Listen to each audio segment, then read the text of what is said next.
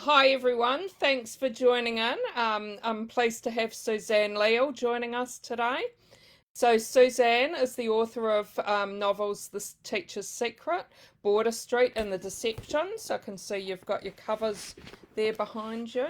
I've got, oops, if it shows my copy of The Deceptions here. It's not even going to let me show it. Oh, there we go.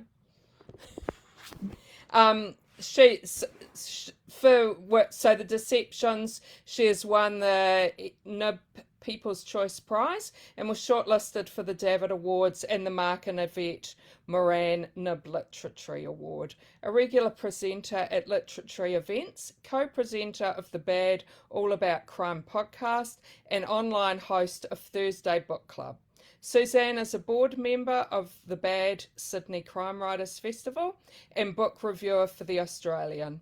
She is a senior member of the New South Wales Civil and Administrative Tribunal and former member of the Refugee Review Tribunal and Migration Review Tribunal. So thanks so much for joining us, Suzanne. It's great to have you. And want to mention as well that you have been involved in our group before as author for the day. So it's great to have you back again.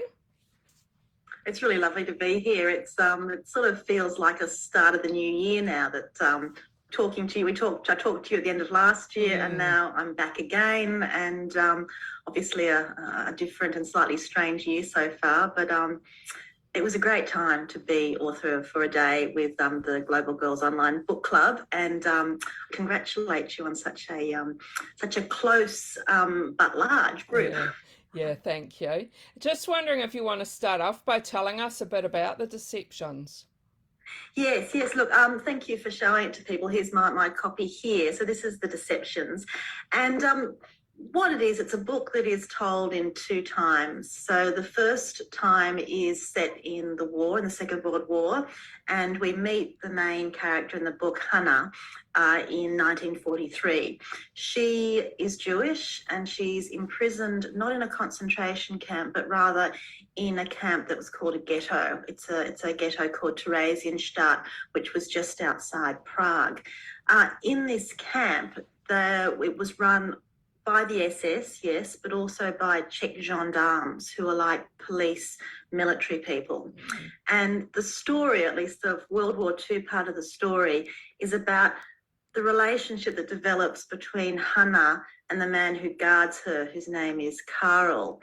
It's an ambiguous relationship. It's a relationship where he has the power, or does he, and where we're never quite sure who's in control and what's happened. And the second timeline sends us into present day Sydney, or at least reasonably present day Sydney, where we find Karl is now a much older man, an elderly man living in Sydney with his wife, and he has a daughter and a granddaughter. So it's his story, what's happened to him since the war, and he's got a lot of secrets, as do the other members of his family, including his granddaughter who's having an affair with a boss, and his wife who has secrets that have stayed very close to her heart, but have really been difficult, and that's something that we slowly find out. Yeah, we do. And just wondering, do you want to maybe read a little bit of the book to the people? Yeah, I'd like to. Thank you. That would be great. So what I'll do is I'll take it from the beginning, not quite the beginning, but just after the opening pages.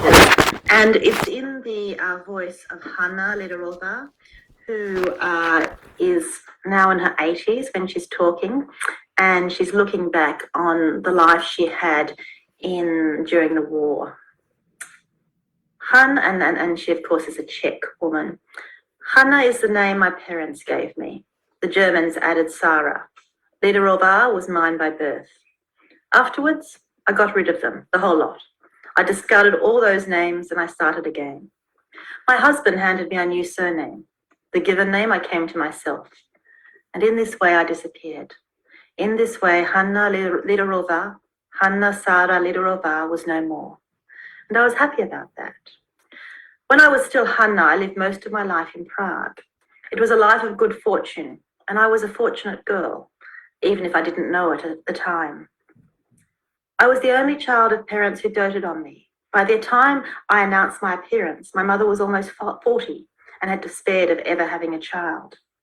And her delight when finally I arrived was, I am told, beyond measure.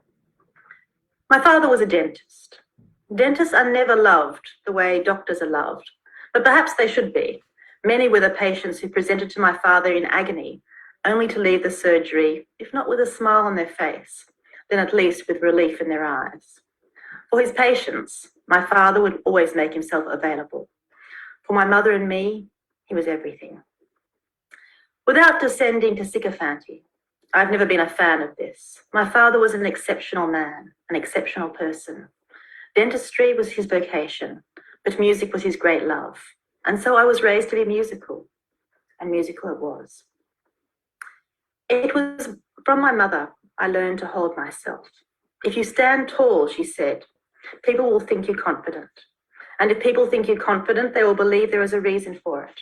And whatever they believe that reason to be, intelligence, wit, beauty, they will think you have it, simply by the way you stand. Throughout my life, this is exactly how it has been. I have stood tall even when I felt small and frightened. Even when all my confidence was gone, still I stood tall. And now when my contemporaries hunch over in a stereotype of the aging process, still I stand tall. I'm proud of this, and why not? I've reached an age where there is less to look forward to, fewer markers of success. So why not be proud of standing straight? Surely I shouldn't be denied this opportunity. Ha, listen to me with my whining, my declaration of the right to stand tall. Then again, why not? In a world obsessed by a right for this and a right for that. Such a nonsense. But there you have it. My father's dental surgery was attached to the front of our white, thick-walled house, but not accessible to it. While my father administered to his patients at all hours of the day, my mother managed the surgery. Meanwhile, I was raised by my nanny, Ada. Ada was cheery and energetic and kind, and she ran our household, first as nanny, and then when I was too old for that, as housekeeper, until we were ejected from the house and the surgery, until we were forced to leave everything, even Ada. What happened to her? I don't know. I never found out. Nothing much in all probability, for she was not Jewish. She was not like us. Jewish? Yes, Jewish. Well, yes and no. For Yom Kippur, you might find our family in the synagogue, never more regularly than that. And we ate what we liked. On New Year's Eve, we had pork and lentil for good luck. My father was partial to shellfish. It would be a mistake to say we kept kosher. All of this to say one thing. Yes, we were Jewish, and no, we were not Jewish. We were Czech, simply Czech. But only until 1939. Yes. Everyone knows the significance of the year, or perhaps not everyone. Perhaps not the young ones for whom this is now too far away to contemplate. 1939, the year after we were thrown to the wolves, the year after that apologist Chamberlain decided the Czechs were expendable and Hitler was welcome to our land. And when, sure enough, Hitler and his men took over all of it, what did we do? With the rest of the world, we looked on. I did too, I admit it. I didn't scream and yell and throw myself under the tanks that rolled into Prague. Rolled on the wrong side of the road, I might add. German skill at its best. Invade the country and change the direction of its traffic, all in one move. In a bloated Third Reich, there was no place for left-hand traffic. Conformity is the enemy of dissidence and the friend of efficiency. And the Germans have always been an efficient bunch, haven't they? But hush with this, hush. For though the Nazis were German, the Germans were not necessarily Nazis, so they should not be lumped together, although I confess that sometimes I still do, even now. When, for example, I see a German car, still I have to fight the urge to grab something sharp, a knife or a screwdriver, so I can scratch down the side, the front, the back of it, no matter the brand, no matter whether it is a Mercedes-Benz, an Audi, a BMW, or that ludicrously named people's car, the Volkswagen. Thanks so much for reading that. That was great. Thank you. Just wondering if you could share with us, what was your first idea for writing this book? This book came to me from a long friendship I had. I used to live in Bronte, or in Bondi, which is on the beach in Sydney, and I shared a house with our landlords. And our landlords were an older couple called Fred and Eva Perger. And I became very close to them, probably particularly to Fred. We were quite similar, a little bit nervy, a little bit quick to speak and to have words tumbling out, and very interested in languages. And he and I would speak German together. He was Czech, but he'd been raised speaking German. And you know what happens when you start a friendship? I mean, stories come out slowly and trust starts to develop. And after I'd been living there for a couple of years, he started to tell me the stories of the war. And in fact, it's his war story that formed the basis of my first novel, Border Street. But within those stories was just one story that just kept me. You know, people talk about a hook when you're writing, that you need to have a hook, or you need to have an idea that's going to keep you through. And there was this one story that kept me going. And there's a story that Fred told me, and I'll just tell you part of it so I don't wreck it. But so Fred and his childhood sweetheart, who later became his wife, were both Jewish and sent to the ghetto of Theresienstadt outside of Prague. Eva's father was a surgeon, which was a good thing to be there, because that was a specialised profession and you were treated better than other people in the ghetto. There was a gendarme who they got to know. Of course, he was supervising them, but he broke his arm. And Eva's father set the arm for him. And as a thank you, the gendarme offered to smuggle letters in and out of the camp, and also to bring packages. Of course, to have that, he needed to have the details of Eva's father. Turns out he was having a relationship, or at least that was how Fred termed it, with one of the inmates, one of the Jewish women. And that was discovered. That was a crime. And it was called Rassenschande. Because it was a crime, because it was discovered, the gendarme was arrested, his notebook was taken, and Eva's father's details were found, and he was arrested. So that was the story that Fred gave me. And I know what happened to the gendarme after the war, but I never knew who the woman was. I never knew what happened to her. I never knew what the dynamic of the relationship was. And I tried to look up to see if I could research it, but there was just not enough information. And so I thought, it's either going to buzz around in my head for years and years, so I can't write anything else, or I'm just going to have to write it out. Yeah. So that's where it started. Yeah, no, that's a great story. And we've got lots of people watching, and I've got some questions coming through, so that's great. Wendy wonders if this is the first time you've written in dual aspects, so of a historic and now. So yes, it is actually, although it's not the last time. So I'll just explain that Border Street, which is Fred's story, was written really as a story about a young tenant, a young, slightly naive tenant, and her older landlord.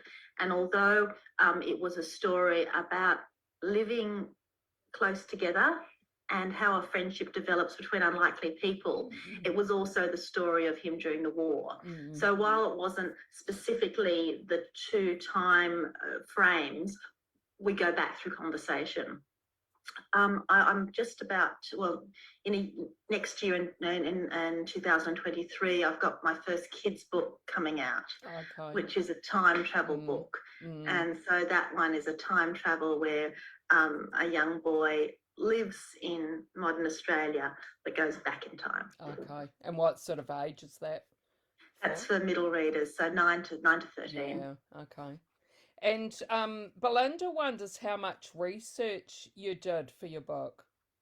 Yeah, look, lots actually. The problem with and I'm sure there's writers amongst you here tonight and readers of historical fiction, it's not as easy, and you already know this already, but it's not as easy as just looking up the history books and getting the dates. And you'll know this, Jackie, too. I mean, you've got to know what it was like to be there.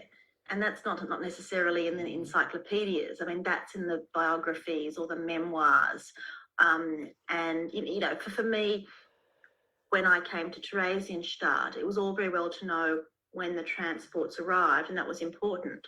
But I needed to know how what bowls were used, what food was being given, what problems emerged, what games were played.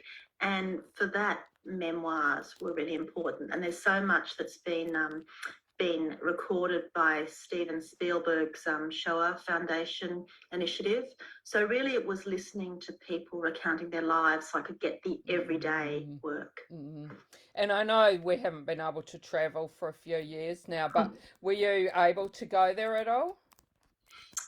Years ago, I went to Prague, and I went to the ghetto of Theresienstadt, and that time it was after I'd finished writing Border Street. So I followed the trip that Fred was forced to make during the Holocaust. So what I did was I started in Prague, went to Theresienstadt, and then I caught the train up to Poland, to Auschwitz, where he was taken, and then down to Kaufering, which was a satellite camp of Dachau, and ended in Dachau.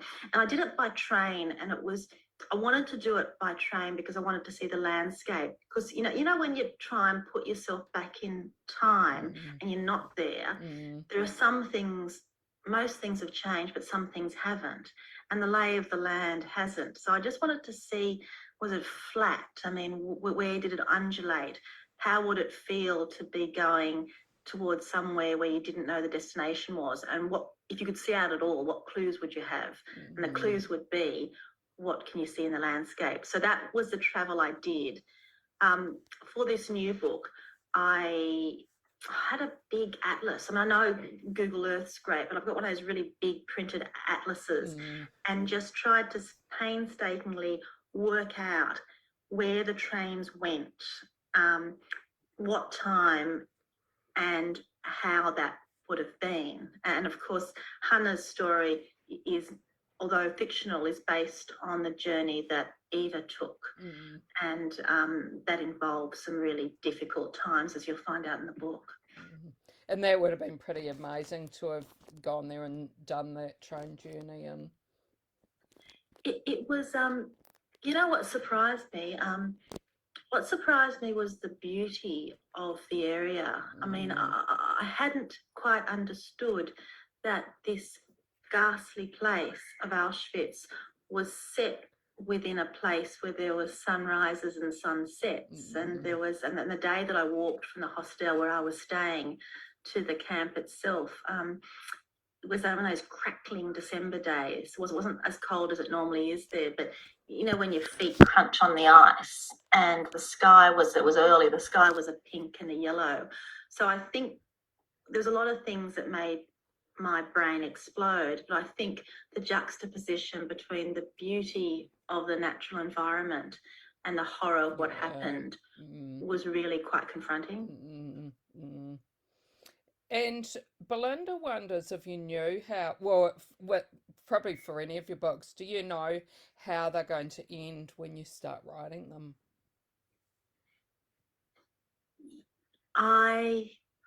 Yes.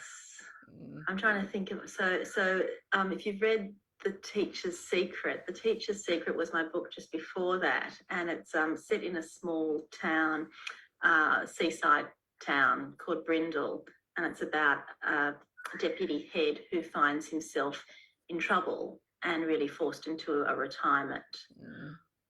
I knew what was going to happen, but I didn't know how it was going to happen.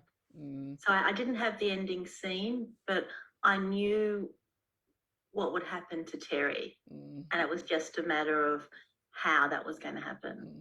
And I've got another adult book coming out in 2023 in July, and that one I didn't know. You didn't, okay. I didn't know what Yeah. happened. I knew the fate of one of the characters. So this is about a woman whose husband is arrested for something he says he didn't do. So I knew what was going to happen. I knew what was going to happen to him, but I wasn't sure what was going to happen to them. And your next book, what sort of era is that set on, and what country is it set on? Yeah, so it's set in Australia, and it's set in, I think, ends in 2017. Okay, yeah. So it's contemporary, but based around a high school. So the Teacher's Secret was based in a primary school, and this one moves to machinations within a high school. I do like the school environment because it's such a closed environment, and there is so much that can happen within its walls. And are you writing while you're also working in another full-time job? Not full time. Yeah. So I work, I'm a lawyer, and over the years I've worked in criminal law and also in refugee law as a tribunal member, so making decisions.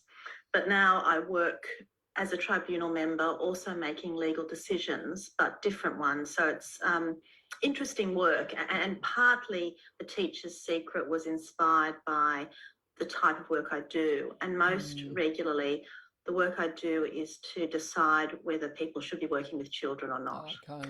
So for many people, and many people listening to or watching tonight, if you're working with children, you'll need a working with children check clearance to give you the right to do that. Not everybody gets that. Some people are refused it. Yeah. And if you're refused a clearance, you can come to my tribunal and I can reconsider that case. Okay. And really the question is whether that person poses a risk to the safety of children or not. Yeah, and I'm sure you must have some interesting things that come up. Look, fascinating things. I mean, fascinating things in terms of, what happened, if anything. How long has it been? What's that person's history been? What's the evidence before you? I mean, it really is a very interesting part of the law. And for those who've read The Teacher's Secret, Terry really came from the sort of cases that I deal with. Yeah, and something that would really affect people's lives if you did get it wrong as well. Well, this is the thing. This is exactly the issue, because obviously the most important thing with cases like this is the protection of children. The whole legislation set up to protect children. But, I mean, people's careers are really important. People's reputation is important. So you need to make sure that you get it right, or you need to make sure that you make a decision that is as true to the evidence as it can be. So it's we sit as two tribunal members in these cases. So there's me as a legal member, and there's a general member who has an expertise in perhaps social work or disability, or often a more social psychology. And I must say, it's good. It's good to have a second person there, because it can be difficult, always interesting, always important. But I do like the fact that we can talk together in terms of dealing with the evidence. Yeah. And how do you find you fit your writing in around the other work that you do? But what I used to do, I was on the Refugee Review Tribunal years ago, which is the same sort of position. So people who've been refused asylum come to this tribunal and the decision can be reviewed. At that time, you could work your hearings around, so I had a fair bit of control. So what I would do is I'd get rid of the kids and to their various daycares or schools, and go to an unpopular cafe near my work, because they're the sort of people that, as you writers would know in the audience, are happy for you to stay on a couple of cups of tea rather than sort of the busy cafe that needs you out quickly. So I'd go to a cafe that wasn't well frequented, and I'd do my first couple of hours writing with a laptop there. I'd go to work at 11, prepare the hearing, run the hearing at 1, and then stay back later that night, assuming I had the childcare arrangements. So I suppose what I'm saying is what I try and do is give the best of me to writing. So I give the fresh part. Yeah. And I've tried to do that as well in this job. And that's the benefit of a flexible job. So it's a job where I can take a lot of cases if I'd like to, or less cases. Okay. So that's been good. I mean, I think some people probably misunderstand and that, you know, that I'm doing full-time this and full-time writing. And I always find that difficult when people give the impression that you just got to be a bit more efficient to manage it. I mean, the truth of it is I'm doing neither full-time, because you can't do two things full-time. I mean, just unless it's a Doctor Who or a Harry Potter thing, you just can't do it. And I think a lot of writers and a lot of women demand a lot of themselves because they believe that other people are doing things that actually they're not doing. So what I'm saying is I have 2 part-time jobs. Yeah. And you're very involved in the Bad Crime Festival, and it recently, I think, was it in December that it was in Sydney?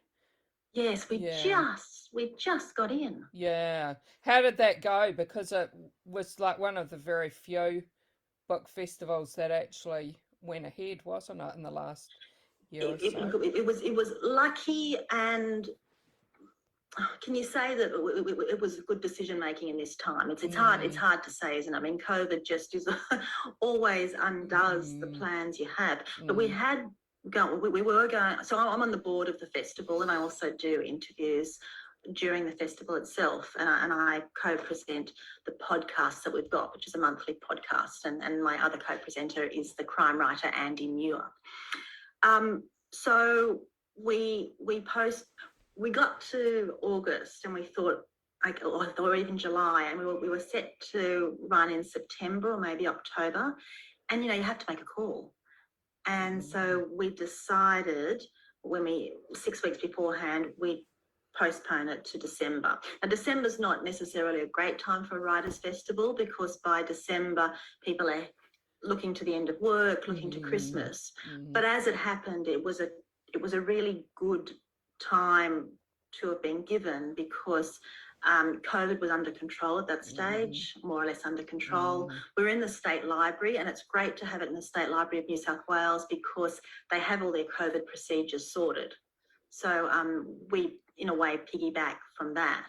And it's also a really great hub, the State Library, and it buzzes with, with HSC kids that are working. It buzzes with the artwork. It buzzes with the cafe. And I must say, it was the most happy time. I mean, it's odd, isn't it? It's a crime festival.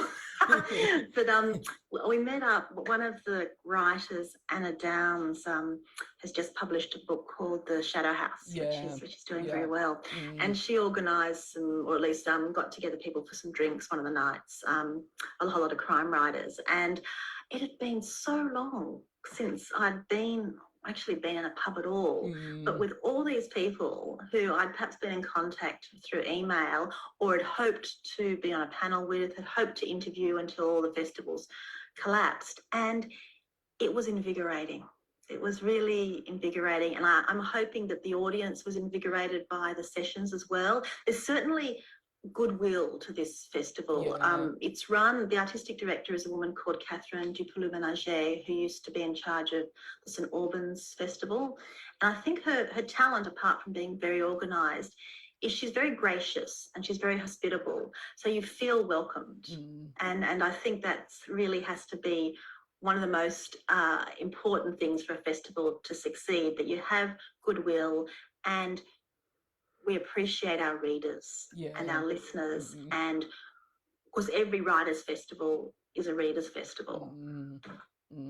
Yeah, well, that's great to hear how well it went and that you were actually able to have it. And as you mentioned as well, you do a lot of interviewing of authors yourself. Could you tell us one of your favourite authors to interview?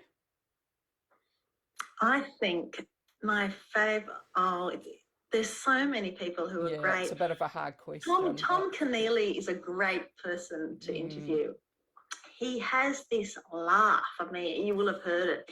He has this chortling laugh that just makes you feel important, makes you feel part of this intimate circle. And he is this raconteur, and he fills the audience and the room with a real light. I think another person that I really enjoyed interviewing was Emma Donoghue. She's an English-Irish author who wrote the book Room, which is frightening and fascinating book about a young boy who is born into captivity. He and his mother are being kept in a room by a man who was kept captive for years and years. And it's a terrific book, and she was really, really fun to interview. And could you tell us a little bit about what you like to read yourself, and maybe if there's any recommendations you have for us? Yeah, I like to read a lot of different things, and I think it's probably a little bit the same as you, Jackie. We read books for different reasons. So I'll read books to review. I review for The Australian, and when you read a book to review, you're looking at it in a very particular way. So recently I reviewed Apples Never Fall by Leal Moriarty. Yeah, I recently and so it was read that interesting one, to yeah. watch, to read that book with a view to reviewing it. And so trying to unpick the stitching to work out how the book works. I've done a lot of literary judging over the last few years in the Prime Minister's Literary Awards and also the New South Wales Premier's Awards. And that's different again to reading for pleasure, because you're reading to eliminate. So you're reading to get rid of a book, which is almost, for all the readers out there, is also almost counterintuitive.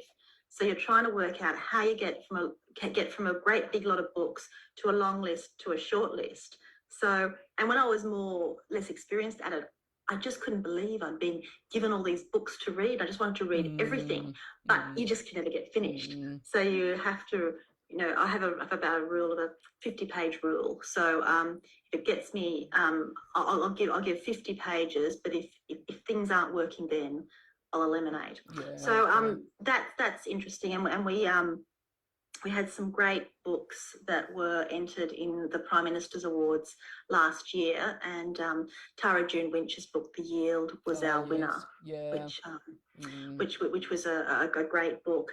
I also find I like books when I'm interviewing. I like to read books for an interview because what you're looking at is not to work out, is this your favourite book ever? Are there problems in the narrative? You're looking for questions. Yeah. So you're looking with interest, and you're looking with goodwill, and you want to know a bit about the writer, and you want to know what you can ask. So I do like that way of reading books. And over the last little while, I've interviewed a number of people, including Heather Rose for her book Bruni. Many of you might have read The Museum of Modern Love. Yeah, and Bruni's done very well. So it's that's a fun way to read. The other thing I like to do is to listen to audiobooks. Love print books, but I think for your viewers out there, I think a lot of us are really on the go. And sometimes, if you've been at home with COVID, or at least been at home locking down because of COVID, and you're with other people in the house, you don't necessarily want to hear them the whole time. Audiobooks are fantastic. I just whack my AirPods in, and you're almost in another world. And so I can do the washing, I can do all the stuff, I can go for a run. And what have I read that worked particularly well? There's been some fantastic books, and at the moment I just finished reading Devil's Work by Gary Linnell, and he wrote about a man who's thought to perhaps be Jack the Ripper. It was quite an interesting work. In terms of novels, I I enjoyed listening to Anna Downs' House, the Safe Place. So Anna Downs is also the writer of The Shadow House, and she is a former actor, and she reads her own work, and she reads it well. And on that vein, Catherine Hayman is also a former actor whose recent book is a memoir, when she's most known for her novels, called Fury. And I know Catherine quite well, but listening to an actor who's also a writer reading their own work really gives a special sound to it, I think. Yeah, I think it brings something extra when the author's actually reading their own book. Yeah, I think that's right. Yeah. Kelly wonders, well, sorry, Kelly says that she loves the title and cover of The Deceptions, and she wonders if you had any input in any of it. Look, that's a really good question. Yeah, look, I really do too. I'll tell you two stories to answer that question. So, The Deceptions was my title. It started off, the book started off when I first started writing it as The Wedding Party, because I'd imagined it would pivot around a wedding, which didn't end up happening. And then as I got more into the plot, I wanted a title that would remind myself what I was doing. So what I was doing with this book is I'm talking about secret things, I'm talking about deceptive things, I'm talking about what people do to betray one another, how they betray themselves, and most importantly, is being deceptive always a bad thing, or sometimes is it a good thing? So that was the title I had just to keep myself focused on the writing. But Alan and Unwin, when they took the book, liked the title, and we kept it. The cover was the first one that I saw, actually, and I was a bit nervous as to what they were going to do with that, because although the book's about the war, it's not really a war book. It's the story about the intermingling of a family. It's a story about relationships that work and don't work. It's a story about what people have done, what they regret, and how they may or may not make amends. So I suppose what we needed was something that was interesting enough to grab the reader's attention, but subtle enough to let the readers know that this is not this is not a war book by itself. This is a book about people. The birch trees, obviously, you might know, are the trees that surrounded Bergen-Belsen, which is the concentration camp. And so it's quite a subtle reminder of places that the book goes. And Kelly also says she wonders how you would describe your writing genre, as both of your books are very different. She's read The Teacher's Secret and loved it. Oh, thank you. Yes. Look, my agent, Margaret Connolly, would say that what I write about essentially is how we live now. So even if it has a historical element to it, the book is about how people work, how the books are about how people work, how communities function, and how we live. It's interesting because The Teacher's Secret was marketed as a much more commercial book, and I think you can sort of tell that by the title and also the cover. And whereas The Deceptions has been marketed slightly less commercially. But I think where I put myself is halfway between that. I like to think that I can write books that will interest a wide range of people, and that can be easily read but left you thinking. Yeah, which is what a lot of readers are looking for as well, certainly. Yeah. Thank you. And if you could be a character in any of your books for a day, who would you choose and why? If I could be a character. Okay, so the cat, because I've been working on this new book, or at least just finished this new book. That's the main character is a woman called Evelyn. She's slightly odd. I'd be her for a day, but because you can't read the book at the moment, in the other books, I would be Terry. So in The Teacher's Secret, he's the old school teacher who finds himself forced into retirement. I'd like to be inside his head to see how he manages stuff, why he behaves in a way that's probably a little bit silly sometimes or just a little bit ill thought out, and how he manages a situation. Yeah. I think in The Deceptions, I would like to be a minor character called Iliska. It's a very good question, Jackie. I've never had this question before. Iliska is the friend of Hannah, and they meet when they're during the war. And she's one of those good people, which often sounds like a boring thing, but she's one of those people who looks to goodness and who looks for other people and who has a strength in that. It's not the person I am. And I'm interested in people that are like that, who I have a friend like that who wants well and honestly wants well. I mean, I have to try to want really good things for people, because often I'm a bit envious or a bit resentful.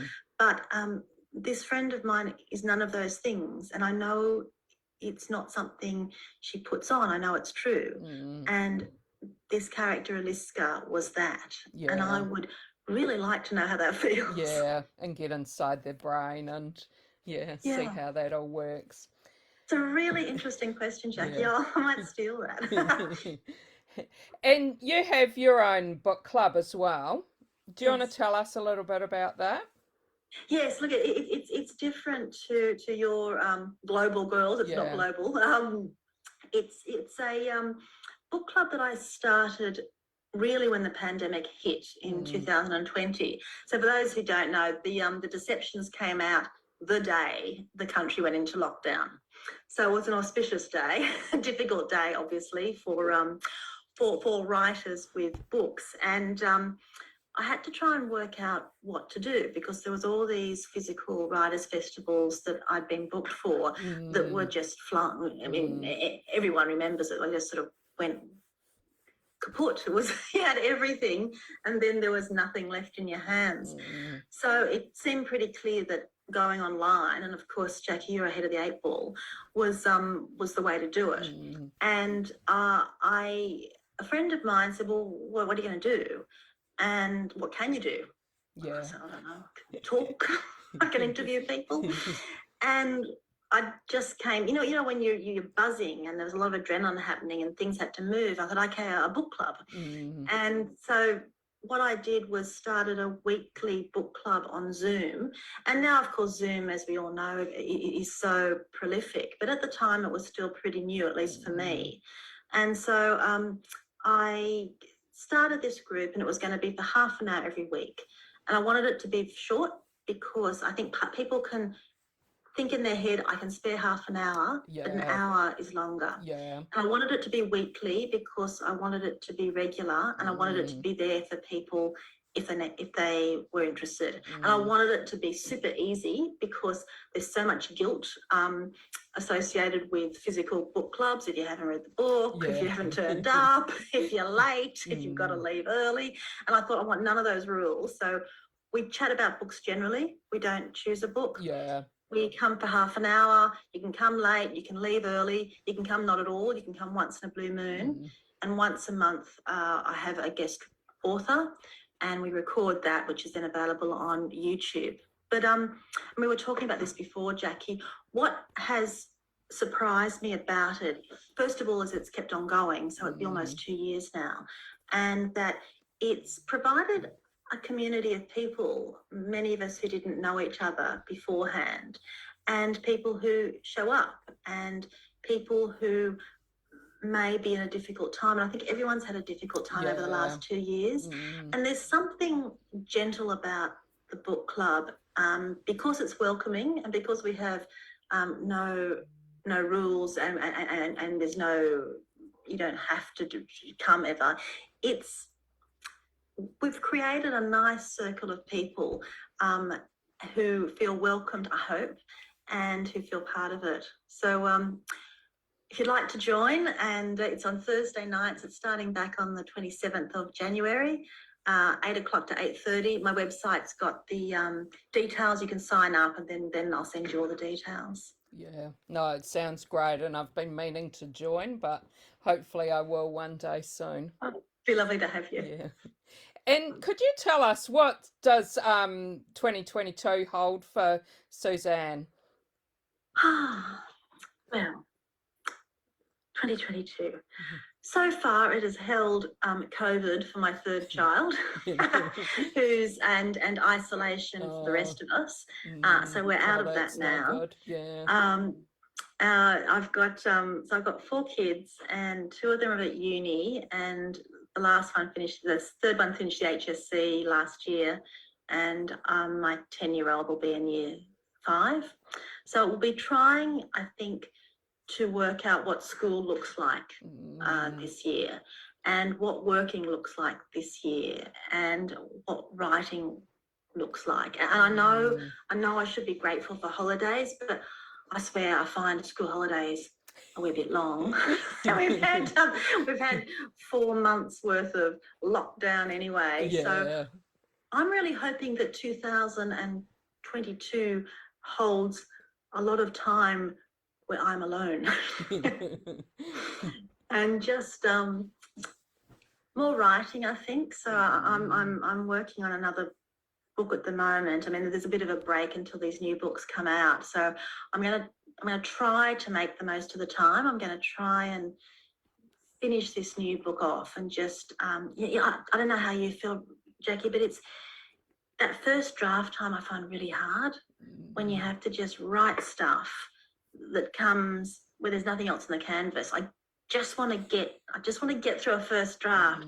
Once I've got something, anything, then I find it much easier. So I'm hoping that 2022 will enable me to stay at the desk by myself and get through the hard part of the writing. Yeah.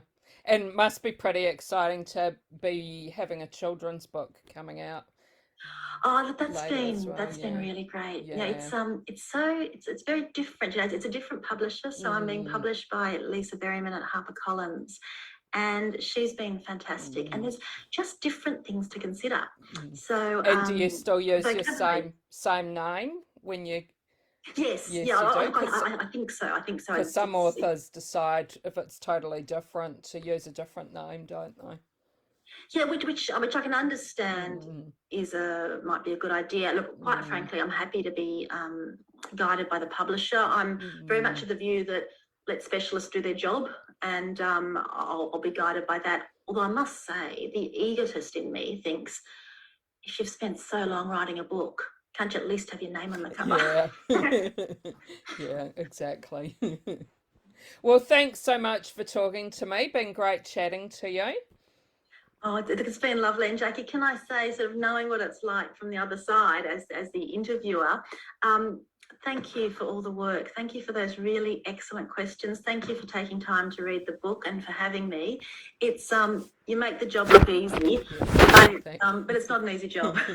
Yeah, thank you. And thanks to everyone who joined in. There were some great questions. Thanks. Oh, I'm so pleased, and thank you. Yeah. They were terrific questions, and I look forward to continuing being part of the Global Girls Online Book Club. Yeah, and hope we get to chat again. Thank you. Bye, everybody. Thank you, Jackie.